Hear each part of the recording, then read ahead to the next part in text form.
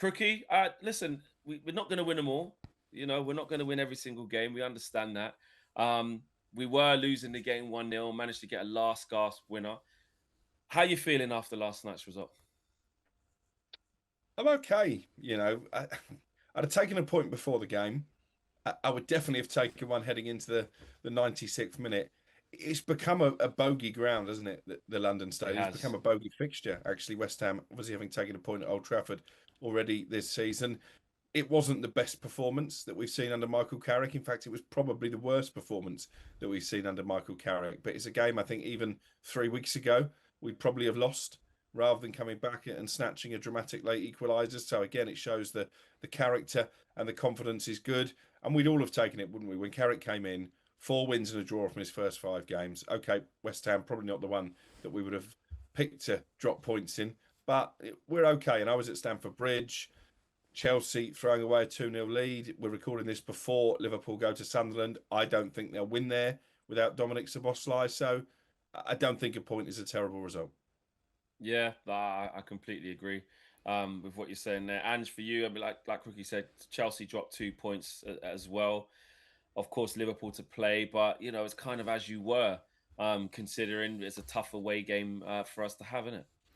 Yeah, definitely. And I think Michael Carrick spoke about it, didn't he? That it was going to be one of those games where West Ham were, fighting. They're fighting to avoid relegation. Man United, we're fighting our own battles to, keep turning this season around. And I think you could, because of that, because maybe there was a lot on the line for both sides, you did feel like it was quite nervy at times. And I think that's why the first half was, a little bit lackluster. And I just think overall, you've got to take the positives from it. And like we said, the results that we've had under Michael Carrick, yeah, we got a bit carried away with ourselves last week, but, we're allowed to, and I think you can still find positives in this. And Man United have had issues when it comes to, breaking teams down who sit deep, who let us have more possession. And the fact that we did get the ball in the back of the net twice, I know Casemiro was fractionally offside.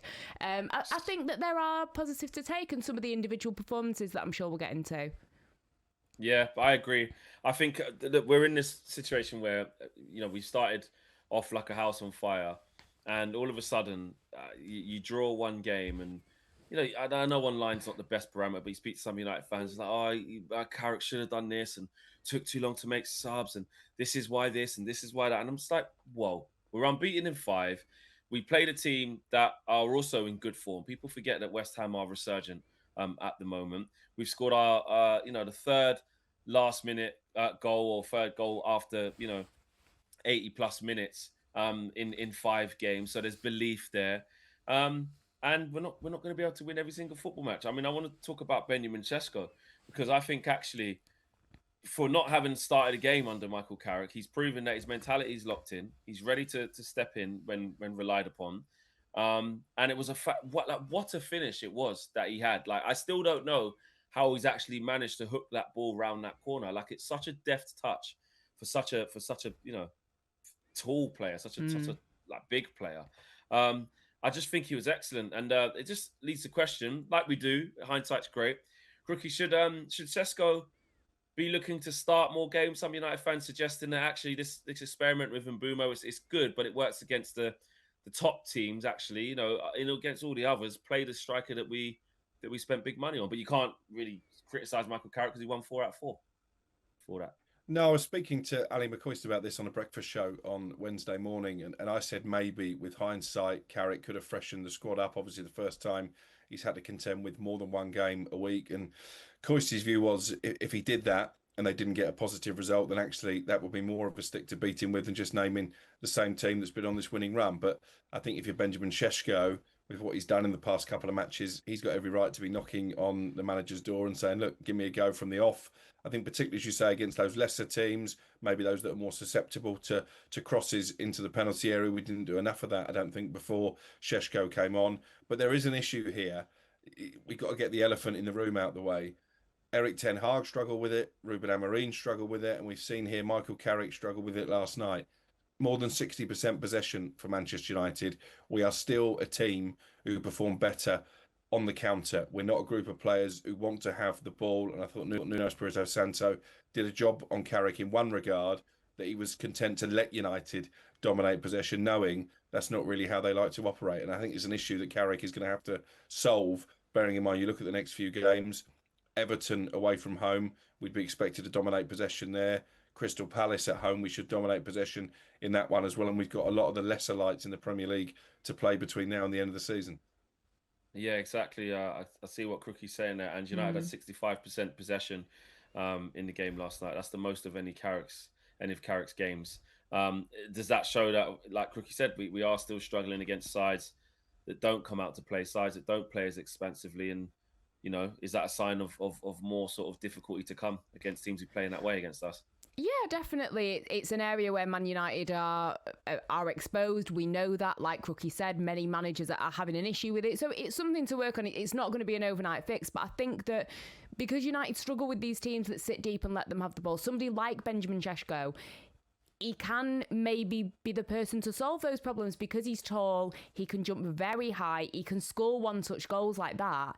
And if you need a goal within a few minutes of a match, you can just kind of cross it to him and see what happens. But I thought that the touch from him was impeccable. And I think about some of the Premier League goal scorers who I could see scoring a goal like that. I mean, Gyökeres, no. Erling Haaland, Ekitike. I just think that it was absolutely fantastic. And when you look at him in detail, he's got 6 goals, I looked, in around 1,100 minutes. That's the equivalent of just over 12 lots of 90 minutes, if my maths is correct. So basically, it's a 1-in-2 ratio, and he's not the finished article, but the signs are very, very good. And I think it's players like him that are going to be able to help with this problem.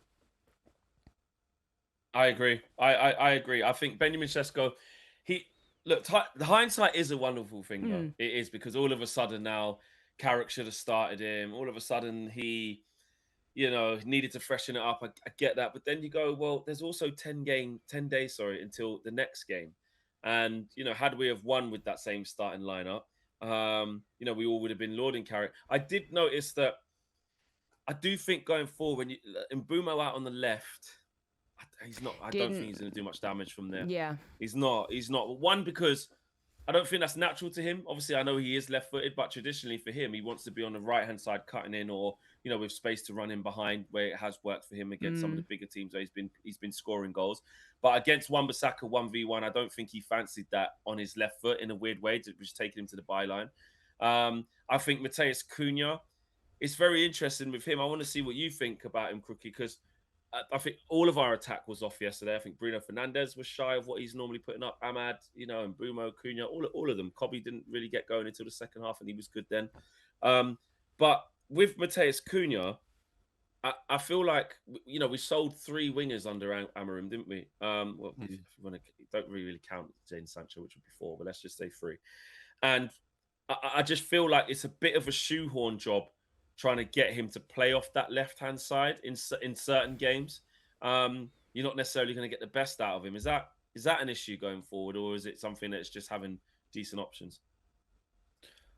Well, obviously, the problem there is that they've lost Patrick Dorgu, who was just starting to find a home for himself as a left winger, and Cunha is a different type of player, one who's more likely to come inside and try and get a shot away than he is to go on the outside of defenders and get crosses into the penalty area. Dorgu's not coming back anytime soon, although we are being told that the 10-week diagnosis that was originally reported maybe is a bit on the pessimistic side. But options are limited, aren't they? Because there aren't really any more out-and-out wide players. In fact, there's no out-and-out wide players that are available apart from Amad Diallo. I noticed he's coming for a bit of stick from Manchester United fans on the back of his performance last night. Listen, attacking-wise, it wasn't great, but I think you've got to give West Ham some credit for that. I thought Matheus Fernandes, who, by the way, is someone I think Manchester United should maybe be looking at if they are going to bring in more than one midfielder in the summer. He might be a cheaper option than some of those that are being touted. He had an excellent game, and defensively, they were much stronger than they have been in recent weeks as well, West Ham. So that's why it was going to be a tough game. You're talking about Arsenal apart, the 2 informed teams in the Premier League. So with that in mind, I know they're in the relegation places, West Ham, and you shouldn't be dropping points there. I don't think it's an awful result. I really don't. I agree. People are forgetting that, aren't they? That actually, there's 2 teams out there, and West Ham are resurgent, and Nuno did play into the hands a little bit in terms of knowing what we won't really want to see. And you do have to give him credit. And what I do give credit for as well is actually, let's talk about Lenny Yoro, because I tell you what, at 1-0, that game could have been put to bed by West Ham when we started to go for it, and it could have been 2-0. And he makes two massive blocks that I don't think have been spoken about enough. I've seen a little bit of it this morning, actually, where people have started to say, actually, listen, let's not forget how well he did. Because if he switches off in those moments, that's 2-0 and it's game over. 100%. And I think his cameo last night, should be applauded, because he's had it tough this season. And obviously there have been injuries, and we've seen younger players like Yoro and Heaven kind of be thrust into starting 11s when, maybe were they 100% ready? We're not too sure. But I think Yoro's had it tough. We've seen him be quite nervous. We felt a bit bad for him. He had a bit of a bad run of games. Obviously, Maguire came back in, kind of lost his place. But I think, he's still young. He's only 20 years of age. And I think to come into a very chaotic Manchester United with a very big price tag, this discussion of, even Real Madrid wanted him, that's the stamp of this is going to be an amazing player, or is expected to be a fantastic player. He's had a lot to deal with, and I just think there's obviously talent there. He proved himself last night coming into that game. Some big moments where he had to make those big decisions, and he made the correct decisions. So I think I'm happy to be patient with him, and I think that as he gets older, as he's coached by the right people, depending, whoever is the next permanent Manchester United manager, I think that he's going to come good. So I think that was one of the big positives I took from the game. Yeah, it was a really good cameo from him. I enjoyed it, because those are the things that kind of go under the radar, right? Yeah. People give Sesko all the plaudits because of a fantastic finish, and that's ultimately what gets us the point. But Michael Carrick was right to reference Lenny Yoro's two massive blocks and his contribution. Crookie, does Carrick also need a little bit of praise for, look, actually the fact that Man United weren't at their best, far from it.